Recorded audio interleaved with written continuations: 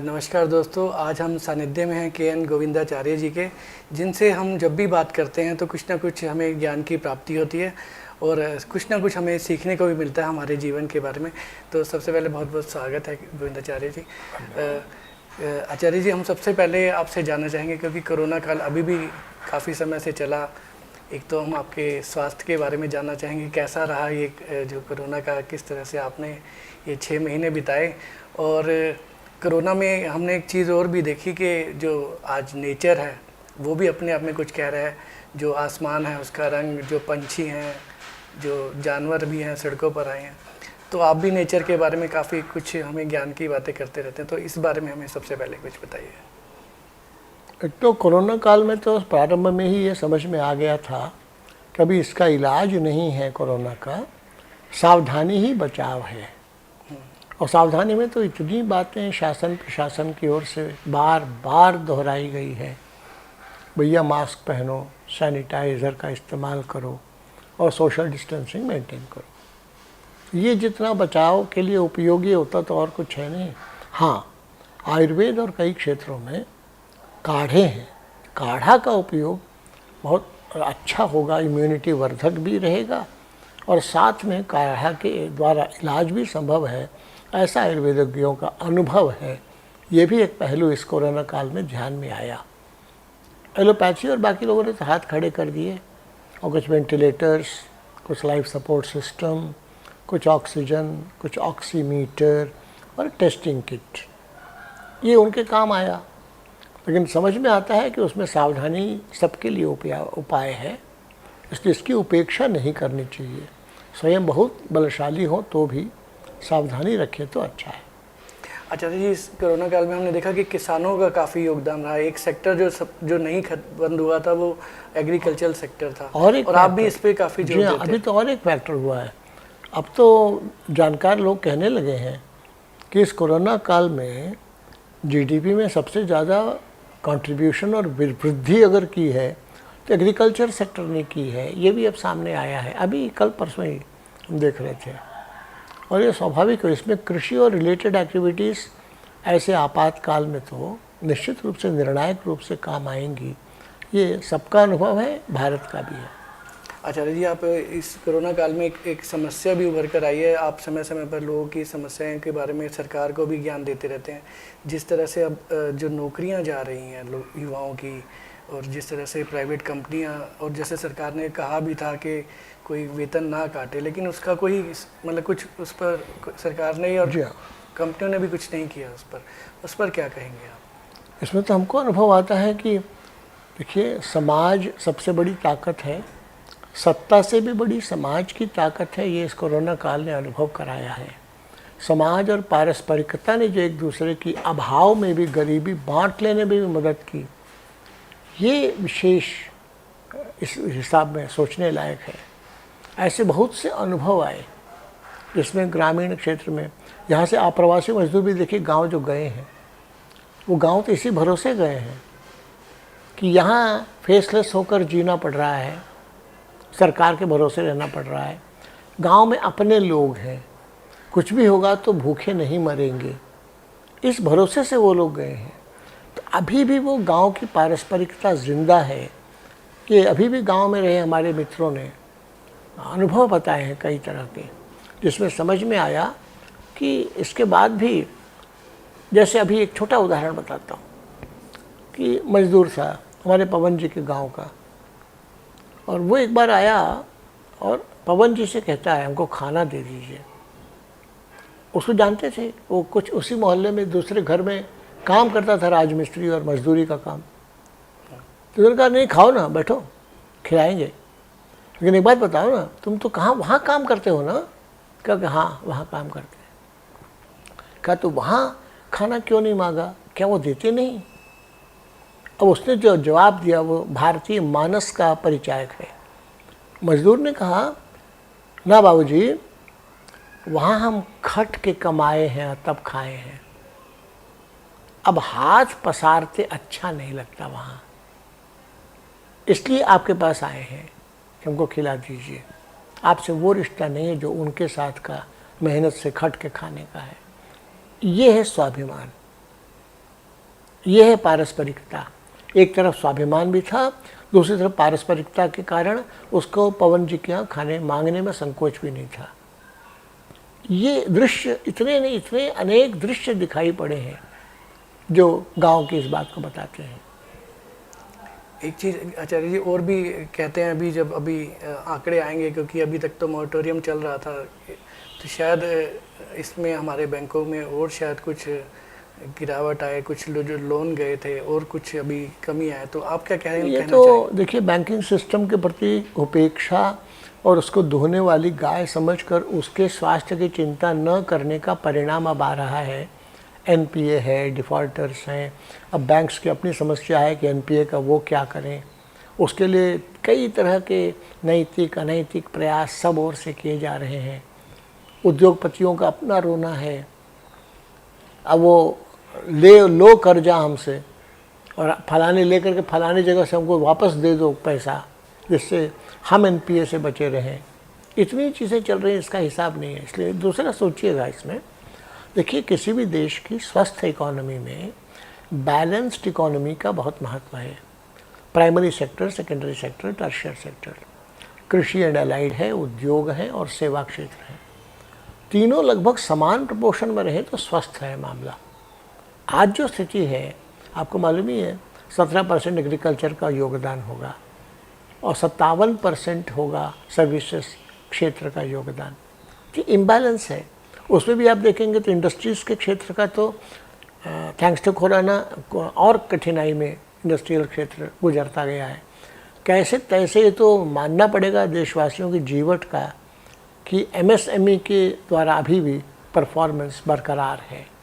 Corporate चिल्ला रहे होंगे, रोना रो रहे होंगे, लेकिन एमएसएमई के लोग अभी भी जिंदा हैं और तब सब तरह से काम कर रहे हैं। और जहाँ तक आपने पिछले सवाल पूछा था एनवायरनमेंट का, डिग्रेडेशन का, बाकी का, अभी पिछले दिनों एक रिपोर्ट थी कि पिछले 50 वर्षों में 60% बायोडाइवर्सिटी लॉस हुआ है भारत में। आपको मालूम है भारत 2% लैंड मास है दुनिया का और 16% बायोडाइवर्सिटी की मिल्कियत है वैराइटीज़ की भारत की। तो ये जो दुस्थिति आई है ये विकास की गलत संकल्पना और गलत रास्ते अपनाने के कारण है। अब भारत को, अब आपको ऐसे ही बताता हूँ मैं, यूनाइटेड नेशंस की एक कमेटी ने 1953 में कहा कि अपना रास्ता छोड़ देना चाहिए, द्वितीय विश्व युद्ध में जो जीती हुई ताकतें हैं उनका अनुकरण करना चाहिए गरीब देशों को। उसके लिए ज़रूरी है कि अपनी विरासत, अपना इतिहास, अपनी सब बातें वो भूल जाएं। वो सब बोझ है, डेडवुड्स हैं, वो सब बैगेज छोड़ें, हमारा अनुकरण करें। अब यूनाइटेड नेशंस की उसी प्रकार की कमेटी ने 2012 में कहा कि हर देश का विकास पथ अलग अलग होगा, एक रास्ता नहीं हो सकता, one size does not fit all, ये सब कहना शुरू किया। तो भैया 1953 से लेकर 2012 तक जो किया सत्यानाश, उसकी जिम्मेदारी कोई लेगा? कोई नहीं लेने को तैयार है।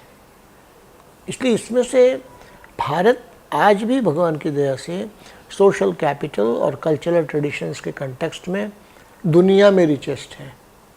बायोडाइवर्सिटी की दृष्टि से आज भी जनमानस के कारण सब चीज़ें बची हुई हैं, कुछ भी जो बची हुई हैं। नहीं तो यूरोप अमेरिका तो हालत ख़राब है, वहाँ तो और लोग कष्ट में, क्या करें नहीं करें का पता नहीं चल रहा है उनको, क्योंकि नष्ट कर दिया उन्होंने पिछले 500 वर्षों में। भरपाई करना चाहते हैं तो भी 50 साल तो लगेंगे उसको। अभी इसमें एक और बात भी निकल कर आई है कोरोना के बाद, जैसे चाइना का जो अब कन्फ्रंटेशन रेगुलर हो भी रहा है, हाँ। बॉर्डर पर भी चल रहा है, लेकिन इसमें एक बात उद्योग जगत के लिए भी कही जा रही है कि शायद काफ़ी उद्योग भारत में हमारे यहाँ लगेंगे। काफ़ी देशों से और भी यूरोप से भी जो लोग हैं अब चाइना ना जाकर हमारे भारत में अपने उद्योग लगाएंगे। तो आप इस बारे में क्या कहेंगे कि क्या भारत इस सिचुएशन का लाभ ले सकता है, बशर्ते हम ऑन आवर टर्म्स निगोशिएट करें, ऑन देयर टर्म्स नहीं। सेंटिमेंट इन्वेस्टमेंट के लिए बहुत अच्छा रहे के नाते से हम पलक पावड़े बिछा कर इंतज़ार करते रहे, ये ज़रूरी नहीं है। दुनिया को भारत की ज़रूरत ज़्यादा है, भारत को दुनिया की ज़रूरत कम है। इस आत्मविश्वास से in our interest on our terms करेंगे तो हमको लाभ होगा। लेकिन इसमें अगर ऐसे ही रहेंगे गलतफहमी में तो बात नहीं बनेगी, क्योंकि जो आएंगे भी ना वो आपके कल्याण के लिए तो आने वाले नहीं हैं। जहाँ से उनको जल्दी मुनाफा मिलेगा वहीं पर वो आएंगे। इसलिए जनहित का विचार वो क्यों करें। तो उसी टर्म्स में हम लोगों को, जैसे छोटी सी बात बताता हूँ, देखिए एक्सपोर्ट इंपोर्ट है, पालक है, भारत में 10 रुपया किलो है मान लो, ठीक है। अब एक्सपोर्ट कर रहे हैं। भैया एक्सपोर्ट जब आप कर रहे हो तो ये भी समझो कि 1 किलो पालक के लिए आपको कम से कम 50 लीटर पानी लगता है।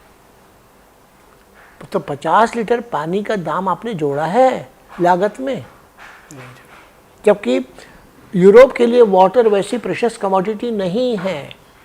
भारत में 100 दिन वर्षा होती है वर्ष में, और 100 घंटे वर्षा होती है 100 दिन में, और पूरे 365 दिन का काम चलाना पड़ता है।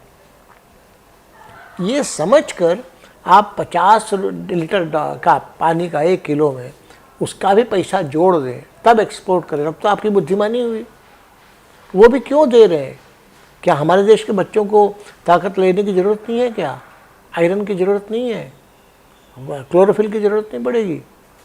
लेकिन उसकी जगह पर हम उनका हित साध रहे होते हैं अनजान में।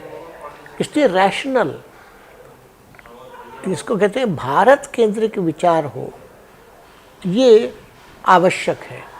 और इसके लिए नेता, नौकरशाह, थैलीशाह तीनों को ठीक ढंग से ओरिएंट होने की ज़रूरत है। आचार्य जी, एक चीज़ अभी जो करंट में बातें भी एक और भी चल रही है, जैसे अब हम देख रहे हैं डिसइन्वेस्टमेंट का अगर हम डाटा देखें, चाहे वो कांग्रेस की यूपीए सरकारें थी तो, और पहले जैसे अटल जी की सरकार भी उससे पहले रही, तो डिसइन्वेस्टमेंट का जो टारगेट है वो हर साल सरकार बढ़ा रही है, और पिछले 6 सालों में तो काफ़ी हद तक कह रहे हैं 10 गुना तक इसका टारगेट बढ़ गया है। तो अब जैसे अब प्रॉफिटेबल, जैसे बीपीएसएल की भी बात आ रही है, अच्छे अच्छे प्रॉफिटेबल पीएसयूज को बेचा जाएगा, तो कहीं ना कहीं नौकरियों का भी इसमें कमी आएगी जिस तरह से हमारे। तो पिछले इस विषय में आप क्या कहेंगे कि पिछले 50 वर्ष की ये कहानी है, और उसमें भी 25 वर्ष में तो सबसे सघन हुआ है। और डिसइन्वेस्टमेंट में जो लाभ में है आज, उनको इसलिए बेच देना कि कल को वो घाटे में होंगी। मानो बहुत बड़े ज्योतिषी हैं, और उसको फायदे में रखा कैसे जाए इसका विचार करना चाहिए, न कि घाटे में होगी डर करके आज ही बेच दिया जाए। ऐसा बहुत हुआ है, ये इसमें सत्यता नहीं थी। इसलिए इसमें तो संदेह होता है कि ऐसा क्यों हो रहा है, कौन लोग हैं वो जैसे अनप्रॉफिटेबल डील्स कर रहे हैं, उनकी अकाउंटेबिलिटी क्या है, ये देखने का काम है पॉलिटिकल लीडरशिप का, कहीं किसी की भी हो। जिस तरह से हमने देखा एमटीएनएल एक बहुत प्रॉफिटेबल कंपनी थी और आज वो लॉस में है। बीएसएनएल का क्या हुआ था? हाँ। ऐसे ही दृश्य दिखाई पड़ा। ऐसे ही आप सभी क्षेत्रों में देखेंगे, ट्रांसपोर्ट में देखेंगे, कम्युनिकेशंस में देखेंगे, एयरवेज का देखेंगे, सब जगह का देखेंगे। तो उसको ठीक ढंग से ट्यून करने की बजाय, टोन करने की बजाय, हम अपने ढंग से अपने विम्स एंड कैप्रिसेस के आधार पर सोचेंगे तो कैसे चलेगा। आचार्य जी, आपने काफ़ी समय दिया है, पॉलिटिक्स को भी आपने काफ़ी गौर से देखा है और काफ़ी उसमें आप शामिल भी रहे, उनके अब देश को आप जिस दिशा में देख रहे हैं, आप क्या इस बात से सहमत हैं कि जिस तरह से आप जब आपने शुरुआत की थी और आज जहां भारतवर्ष हमारा है, तो आपको क्या लगता है कि आपकी जो उम्मीदें थी और जिस तरह से आप भारतवर्ष को देखते थे, क्या आप सही पाते हैं, उसमें अभी आप चाहते हैं कुछ काफ़ी चीज़ें? मैं मानता हूँ कि मिक्स्ड बैग है, लेकिन बहुत आत्मविश्वास से कहा जा सकता है कि भारत अच्छा और परफॉर्म करने की स्थिति में तो है। अब आप गौर करिए कि 3 प्रकार की खुमारी से भारत का समाज उबर रहा है।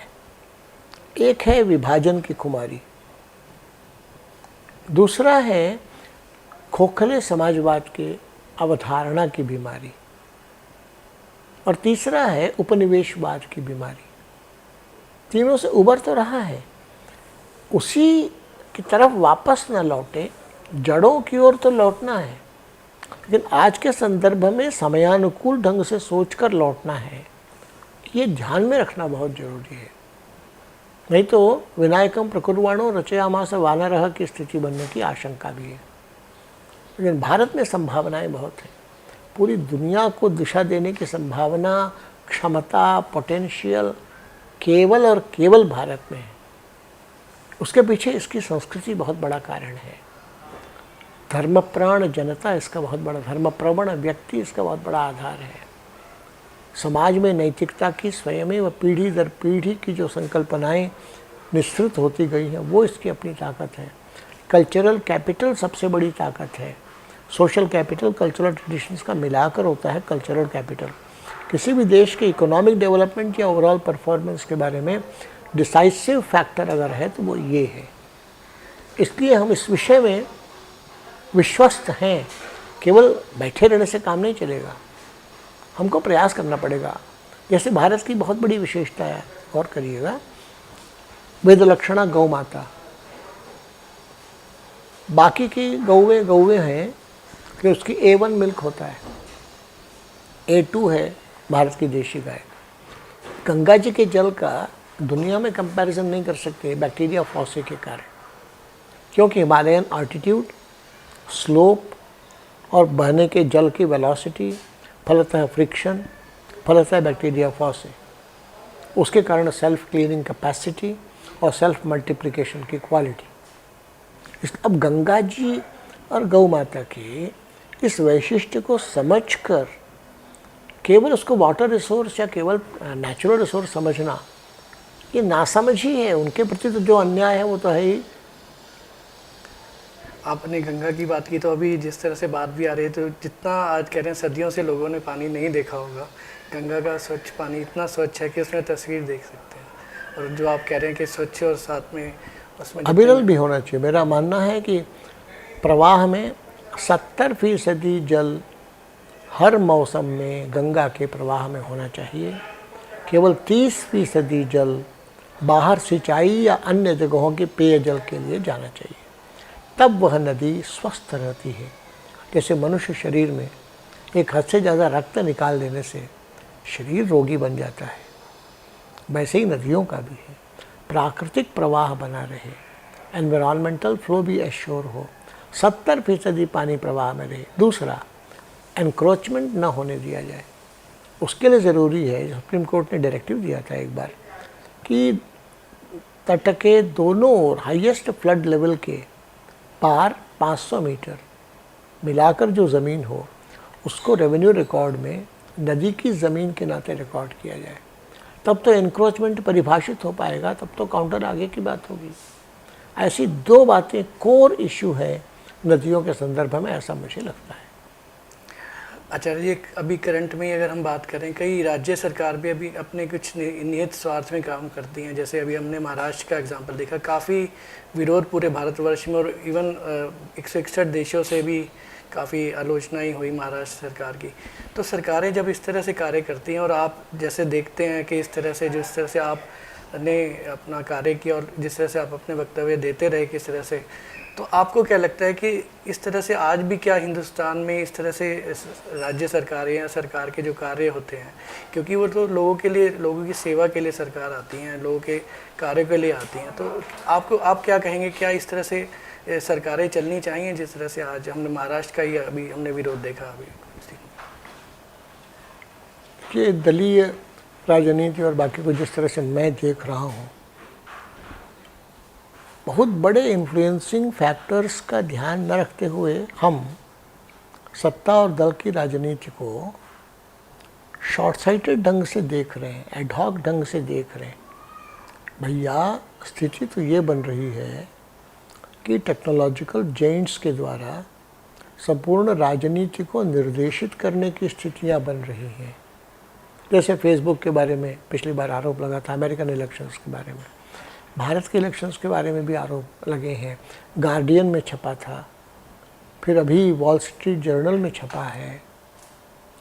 ये बहुत बड़े संकट हैं कि ये जो टेक्नोलॉजिकल कंपनीज हैं, इनको छुट्टा साड़ के नाते अनुमति देना और देश के कानून के मातहत लाने की कोशिश न होना, इसके कारण कौन सा दल कब क्या, सब दलों का लगभग बहुत कहाँ फ़र्क सा दिखाई पड़ता है। इसलिए सत्ता की आपाधापी में लगे हुए गुट हैं, इतना बार चित्र बनता है।